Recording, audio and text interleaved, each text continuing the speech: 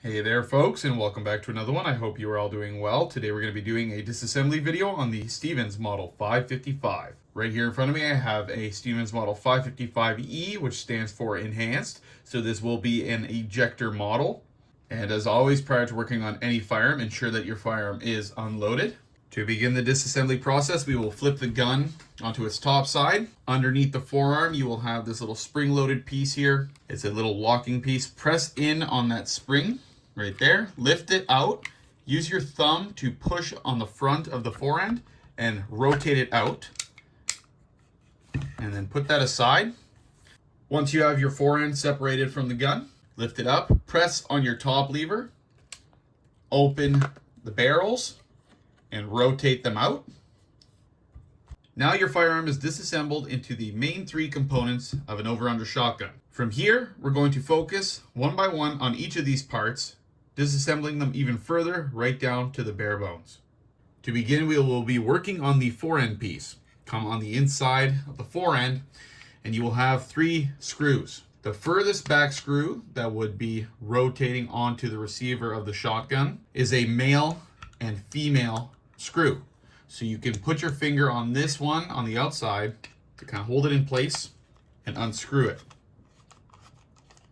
All of these screws are flatheads.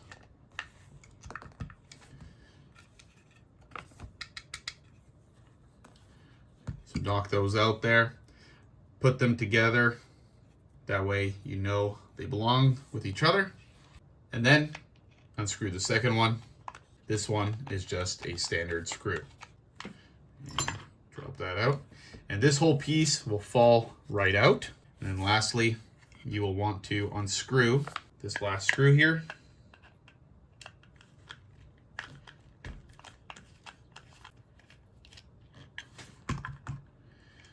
Once you have all 3 screws out, this piece will likely be still in the stock. So what you will want to do is get a non-marring brass punch, and I like to either use it right here.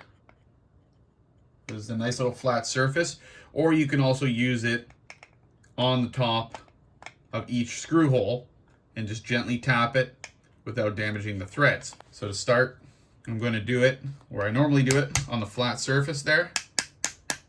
Give it some taps. As you can see, this one side has already come out, and then just on the other thread, just a gentle tap. You can see it slowly coming out there, and eventually it will pop right out just like that. So the last piece to remove on the forend is just this little pin here. Now I would highly advise against removing this pin unless absolutely necessary. This pin is holding in place the spring-loaded locking piece that will lock the forend into place on the shotgun. The only time you should ever be removing this pin is when there's an abundance of rust in this locking piece, preventing you from removing the forend. Aside from that, I would just simply oil it and leave it the way it is. Next up, we will be removing the chokes and the ejectors. To remove the chokes, face the end of the barrels towards you. Put your choke wrench in. Rotate them out to the left. Once you have it cracked, I find it's a little easier to just use my finger and unthread these all the way out. Set those aside. Same with the other one. Once you have that little pop, use your finger the rest of the way. Like I said, just a little bit faster. So the way I like to remove the ejector, or I should say the detent to allow the ejector to slide out, is by actually putting the gun vertically, using your force to push the ejectors down. And I'm going to stand up to do this, just to put a little bit more downward force. But you're simply going to push down, and you can see that ejector is pushing upward.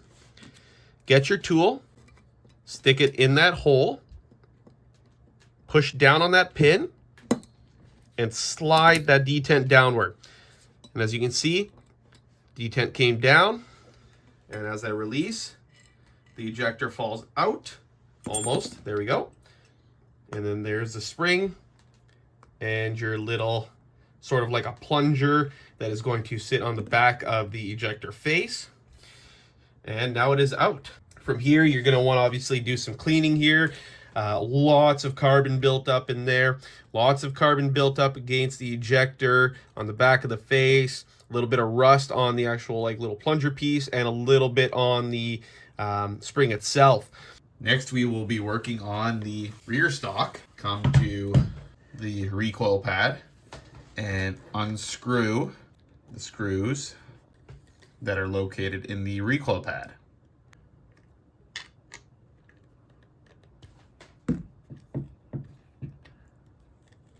And there you go. Once you have the recoil pad removed, just put that aside. Next up, we will be removing the stock from the receiver. You will need a ratchet with a socket. You will need at least an 8-inch extension with a 10mm 6-point socket. Put it inside and give it a good rotate there, and there we go. And that's going to come off very easily. And that should be it. There we go. Can put that stock aside.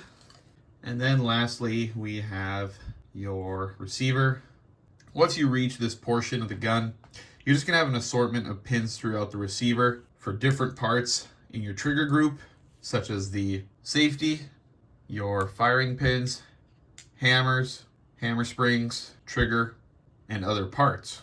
I highly recommend against even taking the stock off of the shotgun unless absolutely necessary. Maybe do it once in a while or when you first get the gun to remove any packing oil that's in here and replace it with fresh new oil. Beyond that, I wouldn't really bother taking that stock off more than every 1 or 2 years just to reapply some new oil. So far in the 5 years of me owning this firearm, I never once really had to maintain this trigger group other than adding new oil. Alrighty folks, that's all for the disassembly process of the Stevens Model 555. For those of you who found this video helpful, make sure you leave a like and a comment down below if you have any more questions in regards to the disassembly process of this firearm. Following this video, I will also be releasing a cleaning video on the Stevens 555. Thank you all for watching. Take care.